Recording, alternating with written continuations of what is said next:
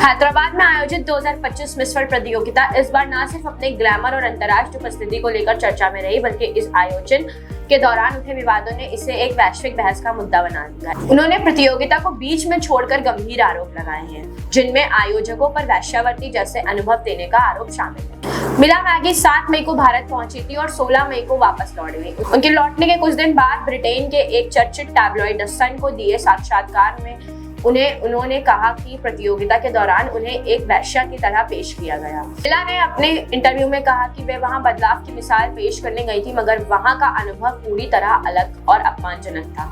उन्होंने कहा, उन्होंने मुझसे ऐसा महसूस कराया जैसे मैं एक वेश्या हूँ। अमीर पुरुष प्रायोजकों के सामने हमें घुमाया गया।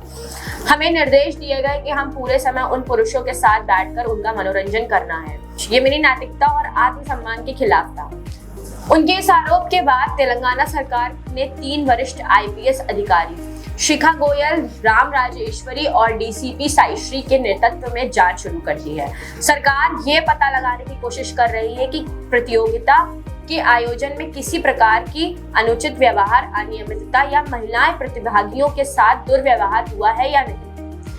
अन्य प्रतिभागियों से भी इस मामले में पूछताछ की जा रही है। द सन की रिपोर्ट के अनुसार मिला मैगी ने यह भी आरोप लगाया कि उन्होंने कुछ अमीर पुरुषों के साथ धन्यवाद कहने और एंटरटेन करने के लिए मजबूर किया गया था। एक घटना का जिक्र करते हुए उन्होंने कहा कि उन्होंने अन्य प्रतिभागियों के साथ टेबल पर बैठाया गया, जहां प्रत्येक टेबल पर 6 मेहमान और 2 प्रतियोगी थे। उनसे अपेक्षा की गई कि वे पूरे समय मेहमानों के साथ बैठे बातचीत करें और उन्हें मनोरंजन प्रदान करें। उनके अनुसार मैं वहां सामाजिक सेवा और एक उद्देश्य के साथ गई थी, लेकिन वहां हमें एक वस्तु की तरह देखा गया। इस विवाद पर बीआरएस ने तीखी प्रतिक्रिया देते हुए कहा कि कांग्रेस सरकार ने तेलंगाना की छवि अंतर्राष्ट्रीय मंच पर धूमिल कर दी है। बीआरएस ने 250 करोड़ रुपए के खर्च का हवाला देते हुए पूछा कि रेवंत रेड्डी और उनकी सरकार को इस शर्मिंदगी के लिए जनता को क्या जवाब देना है। इस बीच मिस वर्ल्ड आयोजन समिति ने मिला मैगी के आरोपों को खंडन करते हुए एक आधिकारिक बयान जारी किया। इस बयान में कहा गया है कि मिला ने प्रतियोगिता बीच में छोड़ने का अनुरोध इस आधार पर किया था कि उनकी मां की तबीयत खराब हो गई। उनके अनुरोध पर चेयरपर्सन जूलिया मॉर्ले ने खुद उन्हें इंग्लैंड वापस भेजने की व्यवस्था की। समिति का दावा है कि ये बयान उनके इंग्लैंड लौटने के काफी बाद में सामने आया है और भारत में रहते हुए उन्होंने आयोजकों के खुले शब्दों में तारीफ की। मिस वर्ल्ड संस्था ने एक बिना एडिट किए गए वीडियो का हवाला भी दिया है, जिसमें मिला मैगी भारत में अपने अनुभव को शानदार बताते हुए आयोजकों का आभार व्यक्त कर रही है। और समिति ने ये भी कहा है कि ब्रिटिश मीडिया द्वारा प्रकाशित रिपोर्ट और ग्राउंड रियलिटी में कोई मेल नहीं है। इस विरोधाभास के बीच ये सवाल भी खड़ा होता है कि आखिर में सच्चाई क्या है। क्या मिला मैगी का अनुभव सच में इतना अपमानजनक था कि उन्हें प्रतियोगिता छोड़नी पड़ी, या फिर ये महज एक व्यक्तिगत असहमति या मीडिया के जरिए फैलाई गई गलत बयानी का मामला है।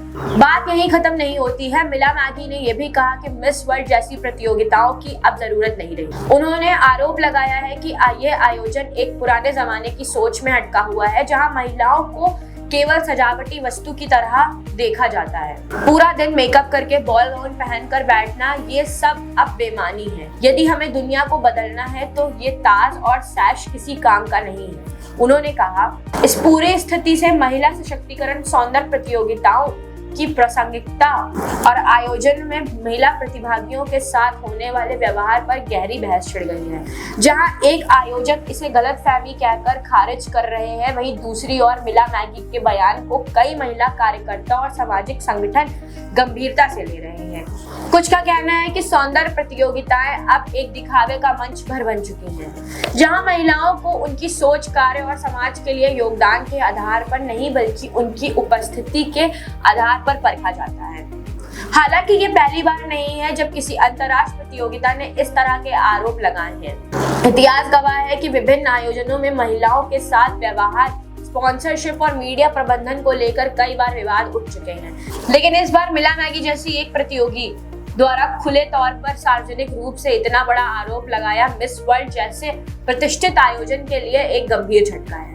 भारत जैसे देश, जहां महिलाएं सशक्तिकरण को बढ़ावा देने की बात होती है और अंतर्राष्ट्रीय आयोजनों को राज्य की छवि संवारने का माध्यम माना जाता है, वह इस तरह का विवाद राज्य सरकार, आयोजकों और नीति निर्धारकों के लिए आत्मचिंतन का कारण होना चाहिए। सवाल अब सिर्फ ये नहीं कि कौन सही है, मिला मैगी या आयोजन समिति। सवाल ये है कि क्या सौंदर्य प्रतियोगिताएं आज के सामाजिक और राजनीतिक परिप्रेक्ष्य में प्रासंगिक है? क्या उन्हें अब एक नए रूप में नई दृष्टि के साथ पुनर्परिभाषित करने की आवश्यकता है? इस प्रकरण की जिस तरह की हलचल मचाई गई है वह शायद आने वाले समय में प्रतियोगिता के ढांचे, उसके उद्देश्यों और प्रतिभागियों के अनुभवों को दोबारा परिभाषित करने के लिए एक जरूरी अवसर बन सकता है।